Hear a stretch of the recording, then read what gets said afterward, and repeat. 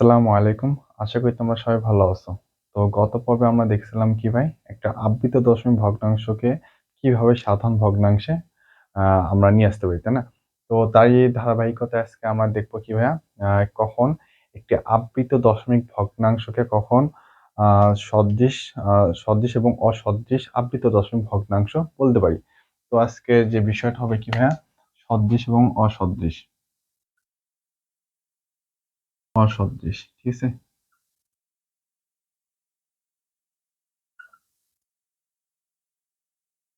আচ্ছা দেখো। তো ভাইয়া দেখো, কখন একটি আবৃত দশমিক ভগ্নাংশকে সদৃশ এবং অসদৃশ বলতে পারি। তো আমি ফার্স্টে কিছু ভগ্নাংশ নিই, আবৃত দশমিক ভগ্নাংশ নিই। ধরো 3.7128 9। তো 2 এর উপর পৌনঃপুনিক, দেন 9 এর উপর পৌনঃপুনিক আছে। তো আমি আরেকটা নিই, 2.21702। তো 7 এর উপর পৌনঃপুনিক, দেন 2 এর উপর পৌনঃপুনিক আছে। তো এই দুটি যে আবৃত দশমিক ভগ্নাংশ নিলাম, এই দুটিকে আমি কখন সদৃশ এবং অসদৃশ আবৃত দশমিক ভগ্নাংশ বলতে পারি। তো আমাকে ফার্স্টে লক্ষ্য করতে হবে কি যে দশমিক বিন্দুর পর আচ্ছা, দশমিক বিন্দুর পর অনাবৃত সংখ্যা, এই যেগুলোকে বলা হয় অনাবৃত সংখ্যা, কতটি আছে ভাইয়া? দশমিক বিন্দুর পর এখানে অনাবৃত সংখ্যা আছে কতটি ভাই? আহ ২ টি আছে, তাই না? তো এটার ক্ষেত্রে অনাবৃত সংখ্যা কতটি আছে ভাই? ২ টি আছে। তো এখানেও অনাবৃত সংখ্যা কতটি আছে ভাইয়া? ২ টি। তো এরপর আবৃত সংখ্যার দিকে আমার লক্ষ্য করতে হবে। এখানে আবৃত অংশে আছে কয়টি ভাইয়া? ৩ টি আছে। আবৃত অংশ আছে কতটি? ৩ টি, তাই না? ফোন ডিস্টার্ব করতেছে। আবৃত অংশ আছে কয়টি? ৩ টি। তো এখানে কয়টা আছে ভাইয়া? ৩ টি। তো যদি এদের আবৃত এবং অনাবৃত অংশ যদি মিলে যায় বা একই থাকে, মানে এটার আবৃত অনাবৃত অংশ, এটার যদি অনাবৃত অংশ যদি সেম হয়, দেন এটার অনাবৃত অংশ, এটা অনাবৃত অংশ যদি সেম হয়, তখন সেটাকে আমরা পরস্পর কি বলবো ভাইয়া? সদৃশ। এই জন্য এটাকে পরস্পর আমরা কি বলবো? সদৃশ।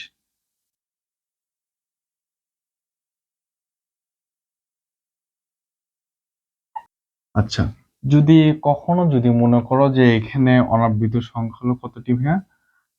একটি, দেন এখানে হলো ২ টি। তখন এরা কি হবে? পরস্পরে অসদৃশ হবে কিন্তু। আবার যদি মনে করো এখানে ২ থাকলো, দেন আ এইটাতে কি হলো? অনাবৃত সংখ্যা হলো একটাতে ১ টি, আরেকটা হলো কয়টি? ৩ টি। তাহলে কি এরা পরস্পরে কি? অসদৃশ। ঠিক আছে? তো আশা করি তোমরা সদৃশ এবং অসদৃশ বিষয়টা বুঝতে পারছো। তারপর আমি আরেকটা উদাহরণ দিচ্ছি, দেখো। ধরো 2.71 আ 20, ওকে? তো এখানে 2 এর উপর পৌনঃপুনিক, দেন 0 এর উপর পৌনঃপুনিক। আচ্ছা, তো আরেকটা নিই, 2.810, ঠিক আছে? তো এটার পৌনঃপুনিক কোণের উপর, দেন 0 এর উপর পৌনঃপুনিক। তো এখানে দেখো যে আমাকে সদৃশ এবং অসদৃশ চিন্তা করতে হলে আমাকে ফার্স্টে এই আবৃত দশমিক ভগ্নাংশের দিক লক্ষ্য করতে হবে কি যে দশমিক বিন্দুর উপর অনাবৃত সংখ্যাগুলো কতটি আছে, মানে এটার অনাবৃত সংখ্যা, এটার অনাবৃত সংখ্যা যদি সেম হয় এবং এটার আবৃত অংশ, এটার আবৃত অংশ যদি সেম হয়, তাহলে সেটা পরস্পরে কি হবে? আহ সদৃশ হবে, ঠিক আছে? অন্যথায় কি হবে? অসদৃশ। তো আমি দেখি এটার দশমিক বিন্দুর পর অনাবৃত সংখ্যা কতটি আছে। তো অনাবৃত সংখ্যা কোনগুলোকে বলা হয়?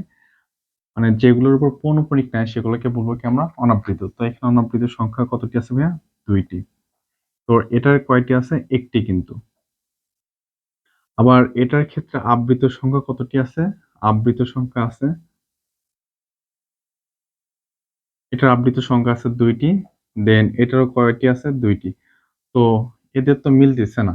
ঠিক আছে? তো এটা অনাবৃত ২, এখানে যদি ২ হতো তাহলে পরস্পর এরা কি হতো? সদৃশ হতো। কিন্তু এখানে ২, এখানে ২। এখানে সরি, এখানে ১। তো এরা পরস্পরে কিন্তু সদৃশ নয়। এখানেও ২, এখানেও ২, সমস্যা নাই। কিন্তু সবগুলোই অনাবৃতরও সেম হতে হবে, দেন আবৃতর ক্ষেত্রেও সেম হতে হবে। তাহলে এরা পরস্পরে কি হবে ভাই? সদৃশ হবে। তাহলে পরস্পরে এরা অসদৃশ, হ্যাঁ, অসদৃশ।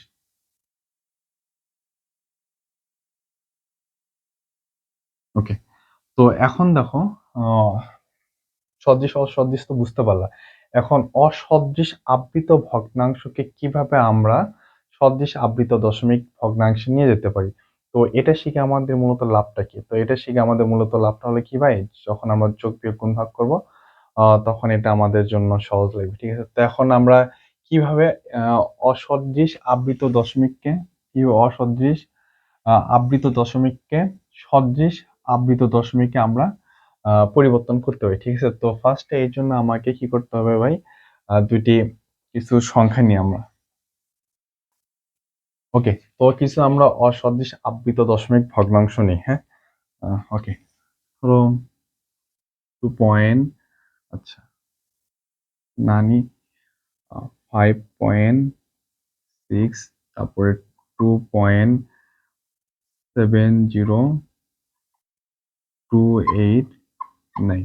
ঠিক আছে, এটার উপর পৌনঃপুনিক, দেন এটার উপর পৌনঃপুনিক, এরপর 4.8092 7। তো 9-এর উপর পৌনঃপুনিক, দেন এটা 7-এর উপর পৌনঃপুনিক। তো অসদৃশ আবৃত দশমিক ভগ্নাংশকে আমি কিভাবে সদৃশ আবৃত দশমিক ভগ্নাংশে আমি কনভার্ট করতে পারি, তাই না? তো ফার্স্টে আমাকে লক্ষ্য করতে হবে ভাই যে তো আমরা অসদৃশ আবৃত দশমিক ভগ্নাংশকে কিভাবে সদৃশ আবৃত দশমিক ভগ্নাংশে আমরা নিয়ে যেতে পারি বা পরিবর্তন করতে পারি। তো এই ক্ষেত্রে আমাকে খেয়াল করতে হবে কি, দশমিক বিন্দুর পর আহ, অনাবৃত সংখ্যাগুলোর দিকে আমাকে ফার্স্টে তাকাতে হবে। ফার্স্টে আমাদের কি করতে হবে, অনাবৃত সংখ্যা কতটি আছে আগে সেটা দেখি। অনাবৃত সংখ্যা, তো দশমিক বিন্দুর পর অনাবৃত সংখ্যা কতটি আছে, তো অনাবৃত সংখ্যা দিয়ে আমরা করবোটা কি, আমি একটু পরে বোঝাচ্ছি এটা, হ্যাঁ। তো অনাবৃত সংখ্যা কতটি আছে ভাই, একটি আছে। তো তো এটার এটার ক্ষেত্রে অনাবৃত সংখ্যা কতটি আছে ভাই, দুইটি আছে। তারপরে এটার ক্ষেত্রে অনাবৃত সংখ্যা কতটি আছে ভাই, এই তো দুইটি আছে, তো দুইটি লিখলাম, হ্যাঁ। তো যখন এটা আমরা সদৃশে নিয়ে যাব, তখন দশমিক বিন্দুর পর অনাবৃত সংখ্যা হবে কতটি ভাই, দুইটি। কেন দুইটি? তো এই সংখ্যাগুলোর মধ্যে সর্বোচ্চ সংখ্যা কত আছে ভাই, 2 আছে। তো এই জন্য দশমিক বিন্দুর পর অনাবৃত সংখ্যা হবে কতটি, দুইটি। তো সিমিলারলি এখন দেখো আমরা আবৃতটা বের করব। তো আবৃতর ক্ষেত্রে দেখো কতটি আছে, এখানে কিন্তু নাই। তো এখানে আবৃত অংশ কিন্তু নাই, কিন্তু এর জন্য শূন্য। তো এরপর দেখো, এরপর আবৃত অংশ কতটি আছে ভাই, তিনটি কিন্তু। তো তিনটি, হ্যাঁ। তো এরপর দেখো, এখানে আবৃত অংশ কতটি আছে ভাই, তিনটি আছে কিন্তু, ঠিক আছে। তো এখন আবৃত অংশের ক্ষেত্রে আমাকে এই তিনটার কি বের করতে হবে ভাই, লসাগুটা বের করতে হবে। তো লসাগু কত হচ্ছে, 3 এবং 3 এর লসাগু তো অবশ্যই 3ই হয় ভাই, তাই না? 3। আচ্ছা, তো আচ্ছা শোনো, আমি এই জায়গাটা একটু, আচ্ছা ঠিক আছে, ওকে, তো 3 হবে, ঠিক আছে। 3 হবে না, অবশ্যই 3 হবে। তো এদের লসাগুটা কত হচ্ছে ভাই, 3।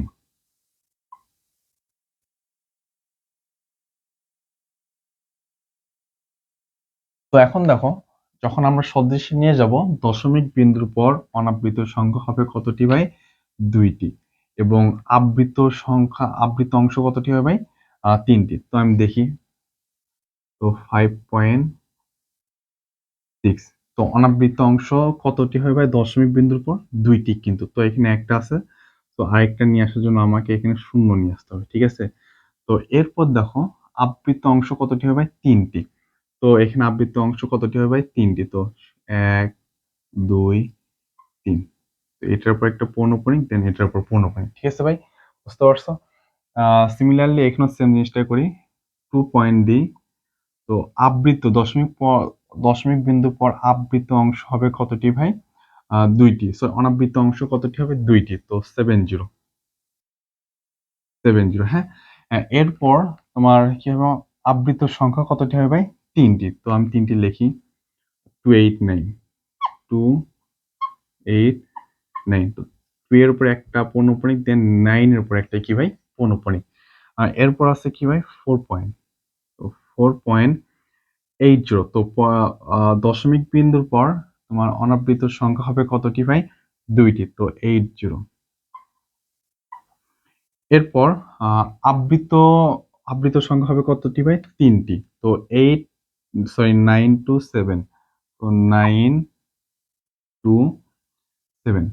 ওকে, তো এটাই মূলত তোমার অসদৃশ আবৃত দশমিক ভগ্নাংশকে কিভাবে আমি সদৃশ আবৃত দশমিক ভগ্নাংশে পরিবর্তন করতে পারি।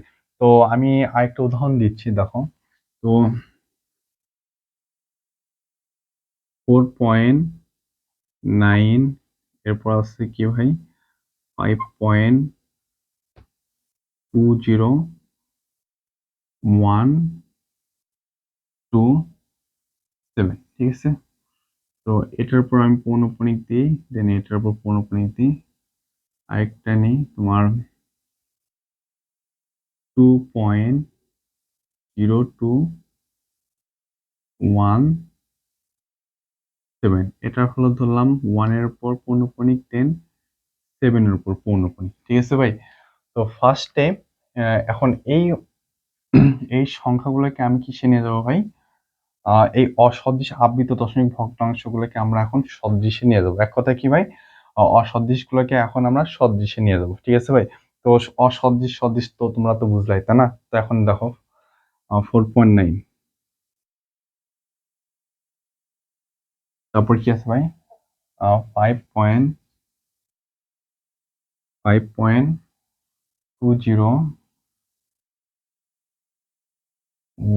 127, 127। ওকে, এরপর কি আছে ভাই? 2.00217, তাই তো? এটার উপর পৌনঃপুনিক, দেন এখানে 1 এর উপর 7 এর উপর পৌনঃপুনিক, ঠিক আছে ভাই। তো এটাকে আমরা এখন সদৃশে নিয়ে যাব। তো সদৃশে নিয়ে যেতে হলে ফার্স্টে আমাকে অনাবৃত সংখ্যাগুলো এখানে বের করতে হবে, দশমিক বিন্দু পর, ঠিক আছে। তো এখানে অনাবৃত সংখ্যা কতগুলো আছে দেখি। অনাবৃত সংখ্যা এখানে এখানে একটি আছে, দেন এখানে 2টি আছে, এই 2টি। এরপর কতটি আছে ভাই? 2টি, ঠিক আছে। তো এখন দেখি আবৃত অংশ কতটি আছে। আবৃত অংশ আছে এখানে 0টি।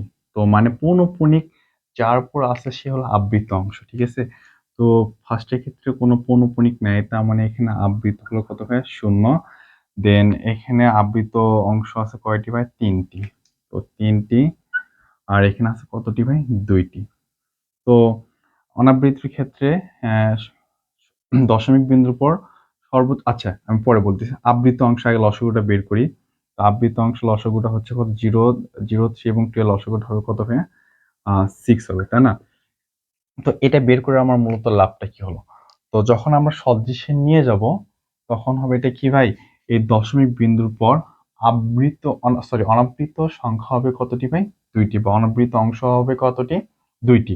কেন 2টি ভাই? কারণ এখানে অনাবৃত সর্বোচ্চ আছে কতটি ভাই? 2 আছে না, এই জন্য তোমার দশমিক বিন্দুর পর অনাবৃত অংশ হবে কতটি ভাই? 2টি। তো আমি লিখি 4.9। তো এরপরে আরেকটা, কারণ হলো কয়টা? একটা না, আমার তো আরেকটা লাগবে সংখ্যা, তাই না? তো এই জন্য সংখ্যা বা অঙ্ক যাই হোক, তো এখানে আমরা আরেকটা অঙ্ক নিয়ে আসলাম 0। তো এরপর দেখো ভাই, আবৃত অংশ হবে কতটি ভাই? 6টি, এই জন্য আমরা 6টা শূন্য দেবো। 1, 2, 3, 4, 5, 6। তো এখানে একটা পৌনঃপুনিক, দেন এটার উপর পৌনঃপুনিক। কেন ভাই এটা পৌনঃপুনিক দিলাম? কারণ এটা কি আবৃত সংখ্যা হবে কতটি ভাই? 6টি। এরপর দেখো 5. আচ্ছা, 20, তার মানে কি ভাই? 5 পয়েন্ট মানে দশমিক বিন্দুর পর তোমার অনাবৃত অংশ হবে কতটি ভাই? 2টি। এই জন্য দুটি সংখ্যা দিয়ে আমি 20, হ্যাঁ। এরপর আবৃত আবৃত সংখ্যা হবে কতটি ভাই? 6টি। তো 127, 127 না, এখন আমরা লিখি 127 হলো কয়টি ভাই? 3টি। আরো 3টি লিখতে হবে, 127। তো এটা 1 এর উপর পৌনঃপুনিক, কারণ প্রথমটার উপর হয় আর লাস্টের উপর হয় পৌনঃপুনিক। এরপর দেখো ভাই পয়েন্টের পর অনাবৃত সংখ্যা কতটি হবে ভাই? 2টি। তো 02 আছে 02, দেন এরপরে হবে কি ভাই? আহ, আবৃত আবৃত সংখ্যা কতটি হবে? 6টি। তো 17 এখন রিপিট হবে শুধু 17 17, দেন 17। তো 1 এর উপর পৌনঃপুনিক, দেন 7 এর উপর পৌনঃপুনিক। ঠিক আছে ভাই? তো আশা করি তোমরা এতটুকু বুঝতে পারছো। তো এখন আমরা ভাইয়া এই দুইটা বিয়োগ করবো। হ্যাঁ, আবৃত দশমিকের যোগ করলাম, দেন এখন আমরা কি করবো ভাইয়া? বিয়োগ করবো। তো একই নিয়ম। তো ফার্স্টে এটাকে আমাকে সদৃশে নিয়ে যেতে হবে। তো সদৃশে নিয়ে যেতে হয়, দেখো তো দশমিক বিন্দুর পরে এখানে আচ্ছা, ফার্স্ট আমি অনাবৃত অংশটা এখানে বের করি। তো এখানে অনাবৃত অংশ কতটি আছে ভাই? ফার্স্টে নাই, এবং লাস্টে কতটি আছে ভাই? একটি। পরেরটাতে আছে একটি, এবং আবৃত অংশ কতটি আছে?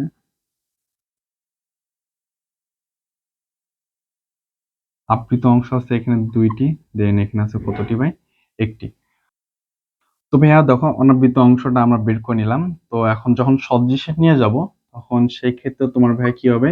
দশমিক বিন্দুর পর অনাবৃত অংশ কতটি হবে ভাই? একটি হবে। তো এই যে দশমিক বিন্দুর পর 1 লিখলাম। এরপর আবৃত অংশ হবে কতটি ভাই? 2টি। তো 1 এর পর এই যে 1 2, তাই না? তো 1 লিখলাম, তারপর কি হবে ভাই? 2, তারপর হবে কি ভাই? 1। ওকে। আচ্ছা, এরপর দেখো 3 পয়েন্ট। আচ্ছা, তো এটার ক্ষেত্রে আবৃত অংশ কতটি হবে ভাই? একটি। সো 4 লিখলাম। এখন 5টা কি হবে? 5 এর উপর পৌনঃপুনিক আছে। আর আবৃত অংশ কতটি হবে ভাই? 2টি। সো 5 আমার কি হবে? এখন রিপিট হবে। এরপর বিয়োগের ক্ষেত্রে মানে যোগের মতো হচ্ছে। তো 1 হয়েছে না, এখানে দুইটা আমরা এক্সট্রা নেব। 1 আছে না, তো এরপর হবে কি 2 1, এখানে 5 এবং 5 হবে। ওকে। তো জাস্ট আমরা এখন কি করবো? এটা বিয়োগ করব। তো 1 থেকে তো 5 তো বিয়োগ করা যায় না, এর জন্য আমরা এখানে এটাকে কি ধরবো? আর 1 এক্সট্রা যোগ করব। যোগ করলে 11 থেকে 5 বাদ দিলে কত হয় ভাই? 6। 6টা লিখলাম। হ্যাঁ, হাতে আছে কত ভাই? 1। তো এখানে 6 আছে, তাই না? হাতে 1 আছে, তো 5 আর 1 যোগ করলে কত? 6। তো 12 থেকে তো 6 বাদ দেওয়া যায় না, তাই না? তো 2 থেকে তো 6 কে বাদ দিতে পারবো না, এই জন্য আমরা এখানে আরো 1 যোগ করবো। তাহলে 12 থেকে 6 বাদ দিলে কত হয় ভাই? 6 হয়। ঠিক আছে, তো হাতের 1 আছে, তাই না? তো 5 আর 1 কত? 6। তো 11, এখানে 1 থেকে 6 কে আমরা তো বাদ দিতে পারবো না, এই জন্য এখানে আরো এক্সট্রা 1 আমি নিয়ে আসলাম। এই জন্য 11 থেকে 6 বাদ দিলে কত হয় ভাই? 5 হয়। তো 5টা লিখলাম। দেন আরো হাতের 1 আছে, তো 5 এর সাথে 1 যোগ করলে কত হয় ভাই? 6, তাই না? আর 2 থেকে 6 কে তো আমরা বাদ দিতে পারবো না, এর জন্য আরো 1 যোগ করলাম, তাহলে হলো কত ভাই? 11। 11 থেকে 6 বাদ দিলে কত হয় ভাইয়া? 6 হয়। ওকে। তো হাতে আরো 1 আছে, তো এখানে এই 4 এর সাথে 1 যোগ হলে কত হয় ভাই? 5 হয়, তাই না? তো 1 থেকে তো 5 আমরা বিয়োগ করতে পারবো না, এই জন্য কি করবো ভাই? আরো 1 এক্সট্রা আমরা যোগ করলাম। তো 11 থেকে 5 বাদ দিলে কত হয় ভাই? 6 হয়, তাই না? তো হাতের 1 আছে, তো হাতের 1 এর সাথে কেউ যোগ হবে, তার 3 এর সাথে 1 যোগ করলে 4। 4 না, তো 5 থেকে 4 বাদ দিলে কত হয় ভাই? 1 হয়। তো এখন পৌনঃপুনিক হবে কোনটার উপর? পৌনঃপুনিক আছে আহ দুটার উপর, তাই না? তো তাহলে এটার উপর হবে কি ভাই? এটার উপর পৌনঃপুনিক হবে। আর আবৃত অনাবৃত অংশ অংশ কতটি হবে ভাই? একটি। সে একটি হলো। দেন আবৃত অংশ কতটি হবে? 2টি। তোমার দুইটির উপর কি? পৌনঃপুনিক। তো আশা করি তোমরা বিয়োগটা বুঝতে পারছো। তো যত প্র্যাকটিস করবে ইনশাল্লাহ আরো বেশি বুঝতে পারবা।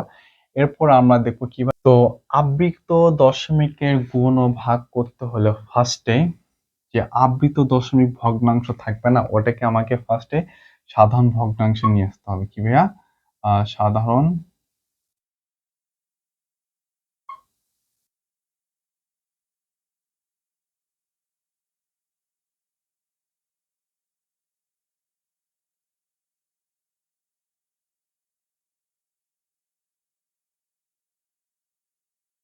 সাধারণ ভগ্নাংশে নিয়ে আসতে হবে। এরপর কি করব? এরপর নর্মাল যে গুণ ভাগ আমরা করি না, ওই নর্মাল নিয়মে করলে ইনশাল্লাহ হয়ে যাবে। তো এখন আমরা একটা উদাহরণ দেখিয়ে দেখো। 4.3 কে 5.7 দ্বারা গুণ করো। ঠিক আছে ভাইয়া? গুণ করো।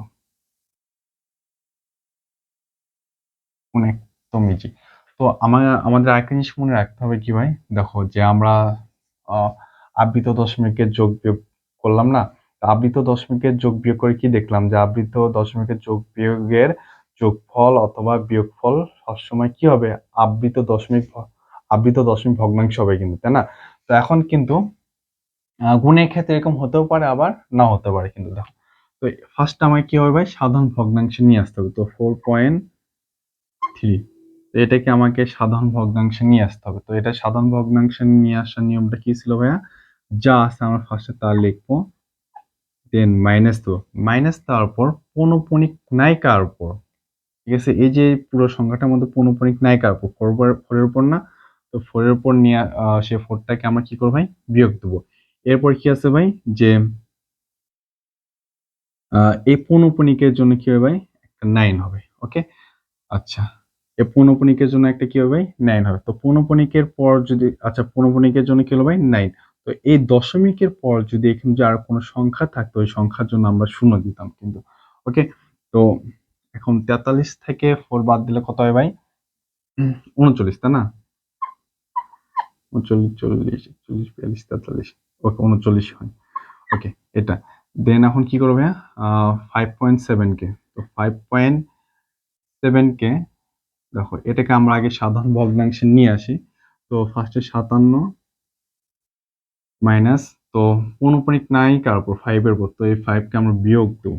দেন পৌনঃপুনিক আছে কয়টার উপর ভাই, একটার উপর, এই জন্য একটা 9।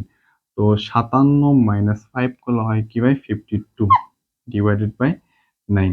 তো এখন এই দুইটা নর্মাল নিয়মে গুণ করলে আশা করি তোমরা এগুলা পারবা। হ্যাঁ, তো ধন্যবাদ ভাই, ইনশাল্লাহ নেক্সট ক্লাসে আমরা অনুশীলনী সমাধান করবো। হ্যাঁ।